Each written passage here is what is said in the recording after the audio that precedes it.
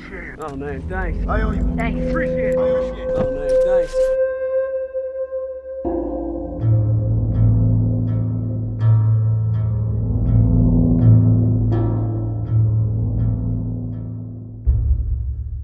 This is the Giggle Geezer, and the reason why I'm doing this video is because once Naughty Dog released the Last of Us Part 2 teaser at the PlayStation Experience, I got about a dozen or so notifications from friends and subscribers saying, "Hey Geezer, have you seen the new teaser? It's out. The Last of Us Part 2 is official." So with all that interest in my reaction, I figured I would just do a video kind of looking back at Part 1 and looking at what they told us with the teaser for Part 2.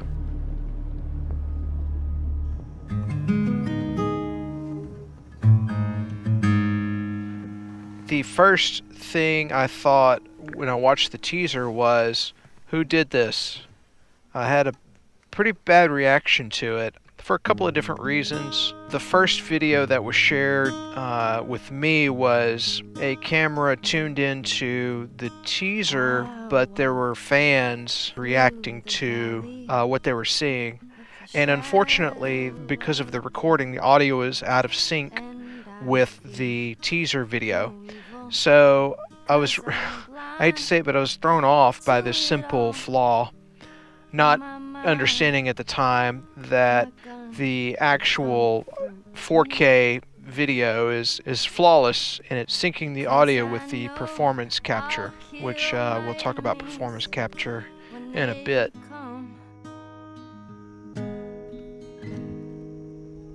No, I can't walk on the path of the right,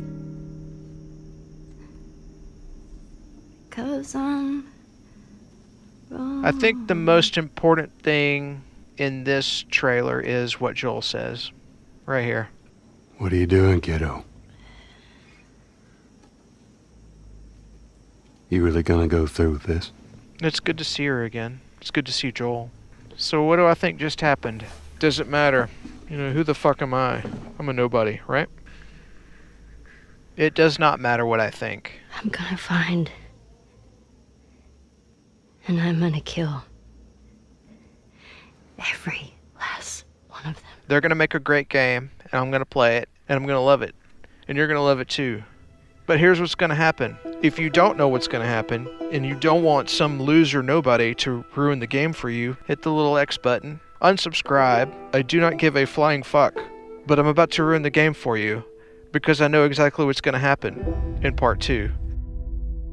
But before I get to my worthless predictions on Part 2, I'm going to take a critical look back at Part 1 before and after it was released. Naughty Dog, never heard of him before this, honestly. So this is titled VGA 2011. You know, I don't even know what first brought me into knowing about The Last of Us. Effective advertising. Somehow one of these trailers landed on my laptop. You really have no idea what this girl is stepping into. You don't really know her. Oh man. You got two guys fighting. You don't know who she's with.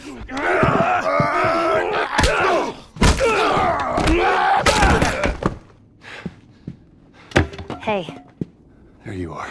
You okay? better than that guy. Now this group, they're holding onto casings because they do reloads, but not Joel and Ellie. They're just after the main goods, the bullets they can fire.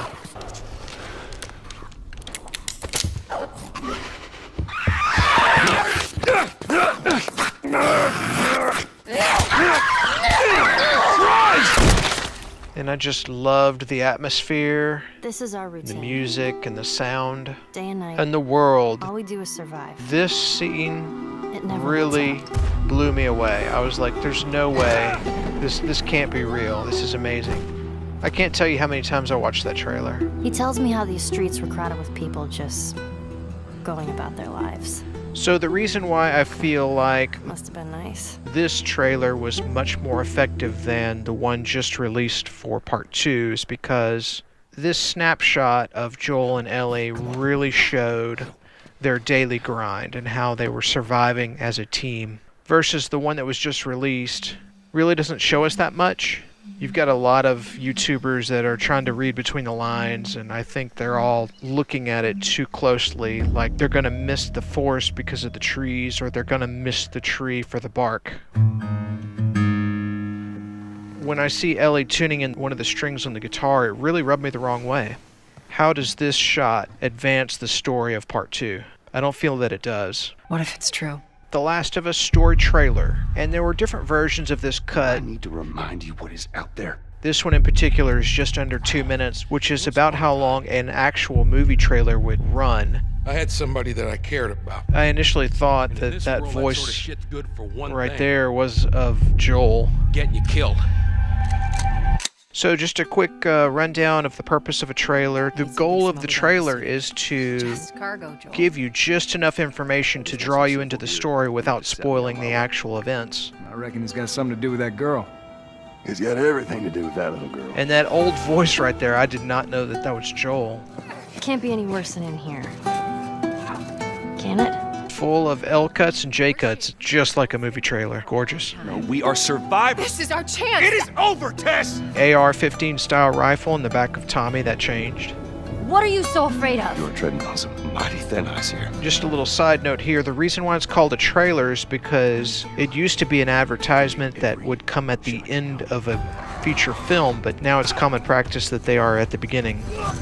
And this quite possibly could have been cut by a trailer house versus the Naughty Dog team. And the reason why I think that might be the case is because some of the editing was a little bit misleading. All we've been through.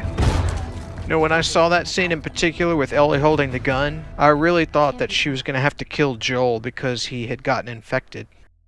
And I was so incredibly relieved when that scene passed. It's like, okay, I'm not going to lose Joel right away.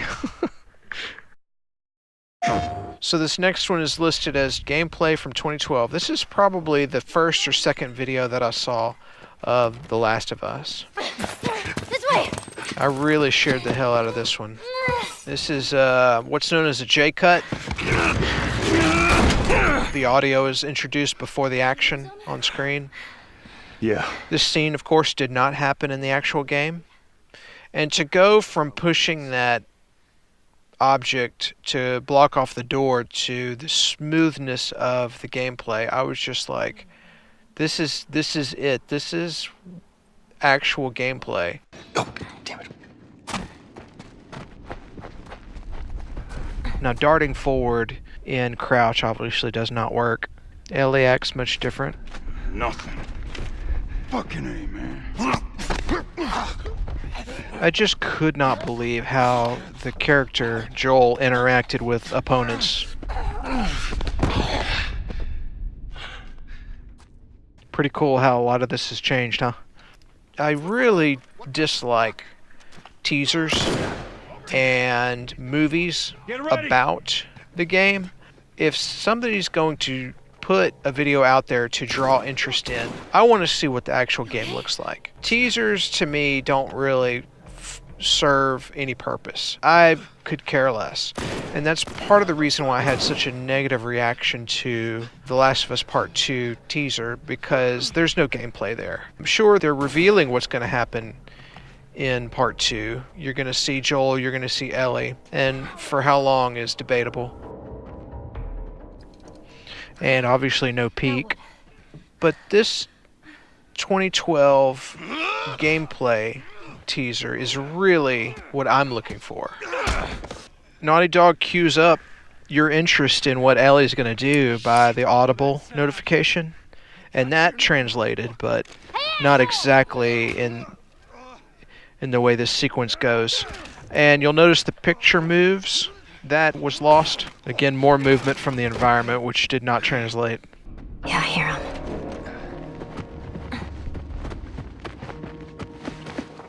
Look at that inventory. That's changed a lot, huh? Where's this fucker?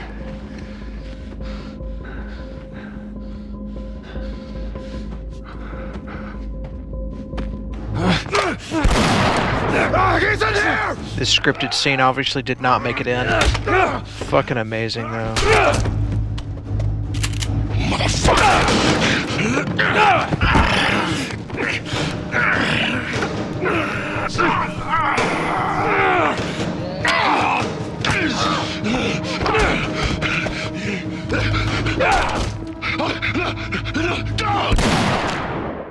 It didn't matter if it didn't make it in. I was blown away by that. And I'm still blown away by the game. I still love this game. And all I ask is the fans of the first ones, put some faith in us, trust us, we're going to do right by you. So. Damn straight.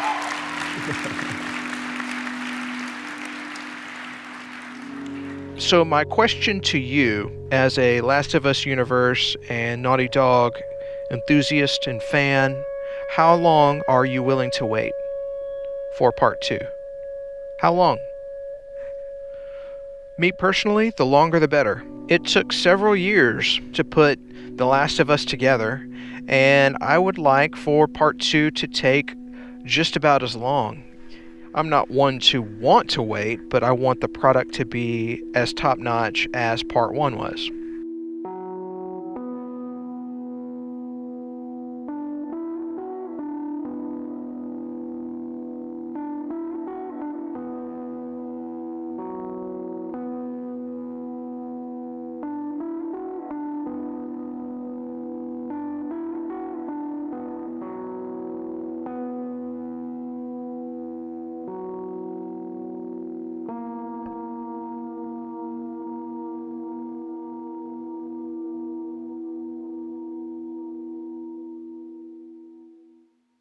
This tunnel, can you use it to smuggle things? Yep. Some have said that, she found out who her mother's killer is, and her and Joel are gonna run through this world and kill all those people associated with her mother's death. I call bullshit. The impression I got from part 1 was she didn't really know her mother. You're friends with the leader of the Fireflies. What are you, like 12? She knew my mom, and she's been looking after me. And I'm 14, not that that has anything to do with anything. So where are your parents? Where are anyone's parents? They've been gone a long, long time. She lost her mother at an early age. There's only one person that we know of that she cares this deeply for, and that's Joel. I strongly believe that when Joel walks into this room and talks to her, he's not really there. And I don't mean that it's the ghost of Joel. I mean that Ellie is interacting with Joel in her own mind. She's not hallucinating. She knows that Joel is gone for whatever reason. Joel is not there. But because she loves Joel so much, and he was an important part of her life, and she is now without Joel, she is imagining what Joel would say to her to help her through this journey that she's about to take, the journey of revenge. The Last of Us Part 2 is going to be a revenge story. However, Joel will be there in part to guide her, but long term, he is going to try to steer her off of this path of vengeance.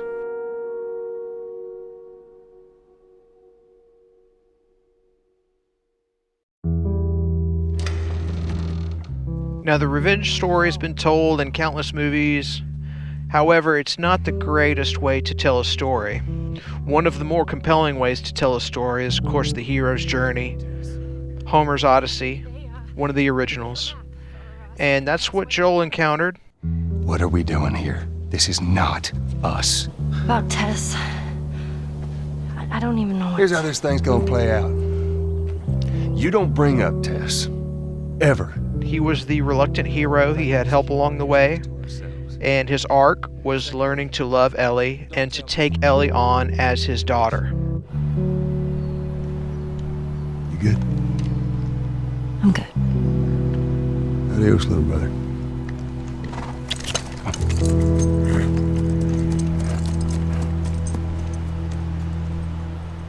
There are a few reasons why Joel can't be physically there for part 2. First, he'd physically stop Ellie from throwing her life away. I struggled for a long time with surviving. And no matter what, you keep finding something to fight for. One thing that Joel is all too familiar with is loss and moving on. Second, the game mechanics can't support such a strong character like Joel as backup to Ellie, which means it's time to talk about the weakest part of The Last of Us, the AI. This is just after the ambush, and I've got it down to one opponent with only a board. Ellie tosses the brick, and I'm just going to hang on to this guy until he breaks free. This is grounded mode, by the way. If you've only played part 1 on easy or normal difficulties, you probably haven't noticed how little help Tess, Bill, Henry, Sam, and Ellie actually lend. Ellie and Sam, given enough time, will toss a brick or a bottle to stun the opponent that you're facing.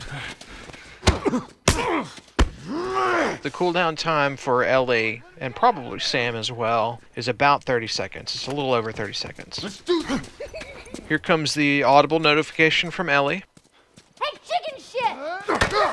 Considering that Joel murdered 233 people and killed another 191 infected, Naughty Dog can't place him in a supporting combat role. There are a handful of times where Marlene, Bill, and Tess do takedowns in linear fashion, but can you really see Joel running around like Tess and Bill do here?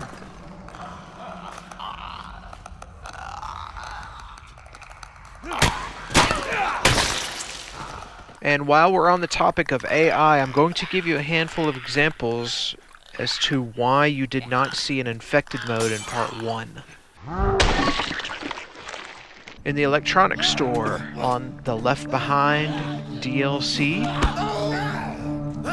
there were a couple of times where infected faced off against hunters and Ellie was in the mix. And in grounded mode, if played the right way, you can really wreak havoc on the AI, and you'll see how they lose track of each other while trying to engage you at the same time.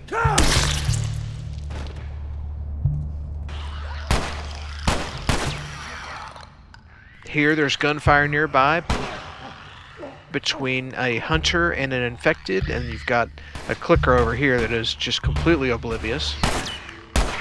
Will we see an infected mode in part 2? That goes back to my question that I posed to you earlier. How long are you willing to wait?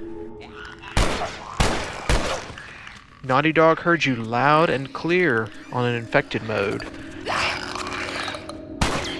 I don't foresee infected running around in factions if factions returns, but perhaps there can be a 3 or 4 player cooperative against a horde scenario. Just know that multiplayer is going to be the last thing that Naughty Dog works on when it comes to part 2.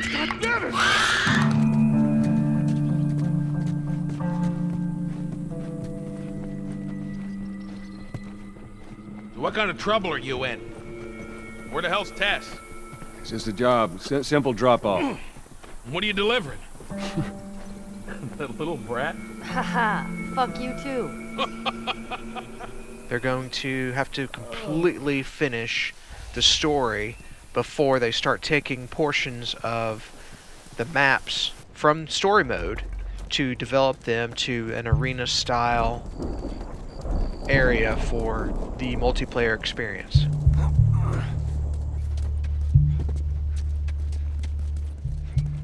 And if you guys put too much pressure on Naughty Dog, they will release single player only, and multiplayer will come much later.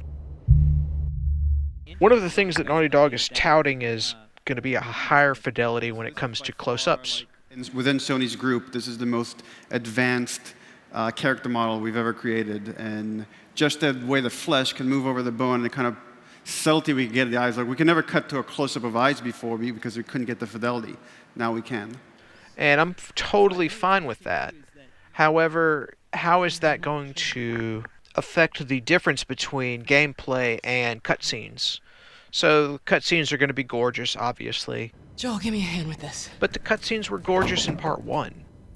Now when you go from gameplay to cutscene, is that divide going to be greater than it was in Part 1? Part 1, the cutscenes were obviously better quality than actual gameplay, but during gameplay, Let's get moving.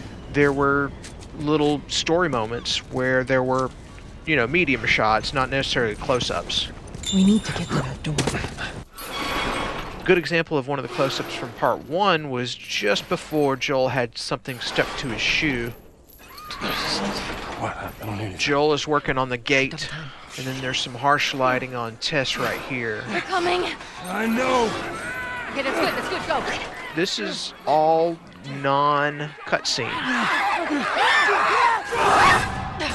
So higher fidelity. So what? I have concerns that Part 2 may be taking a step away from the seamless close-ups here back to gameplay. Gross. Which is the final reason why this teaser movie about Part 2 holds little value to me. Ellie plays different from Joel. I'm getting into risky territory here. Some things are evolutions, some things are reinventions, but there'll be a gameplay reveal down the road. Now, before y'all come at me with comments about how can you criticize Naughty Dog, well, you know, somebody's got to do it. Show me some other person, some other YouTuber who has criticized this next move. I think criticism is fine. I get criticism all the time on my piss poor gameplay and my choice of uploads and my content. You know, it's fine. Criticism is welcome. And Naughty Dog is going to welcome criticism. I really do hope that they're not watching this video, though. Honestly, this video is not intended for anybody at Naughty Dog. No, I can't walk. Nor is it intended for somebody who wants to be surprised by Part 2. It's really intended for a select few fans and friends who played Part 1 story mode, but mostly played factions. So there you have it. Those are my predictions for Part 2. What are you doing, kiddo? In about 2 or 3 years, You really gonna go through with this? when we have played through Part 2, you can revisit this video and see how accurate I was. Thank you for watching. Although I'm not sure why you did, actually. I'm gonna find. And I'm gonna kill. Every last one of them. This video ultimately is for me and for a handful of subscribers and friends who actually wanted to know what I thought about the teaser. It's probably a little too much information, but oh well, fuck it, right? That's a girl, dude. Let's go again. Let me start off from the beginning.